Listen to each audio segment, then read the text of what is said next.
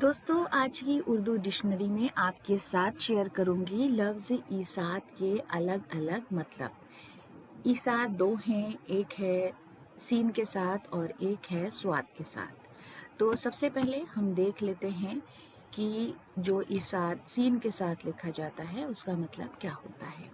उसका मतलब है दौलतमंद, अमीर और अमीर होना, धनी, धनवान, बीइंग रिच, वेल्दी और वेल ऑफ जैसे अल्फाज इसके लिए हम इस्तेमाल करते हैं। जुमले में इस तरह बोलेंगे, ईसाद लोगों को दूसरे की मदद करनी चाहिए, यानी जो लोग अमीर हैं, जिनके पास पैसा है, वो दूसरों की मदद करें। उसके बाद दूसरा ईसाद है जो स्वाद के साथ लिखा जाता है और उसका मतलब होता है पर्दा डालना, राजदारी, ढांकना, छिपाना, कंसील, कवर और हाइड।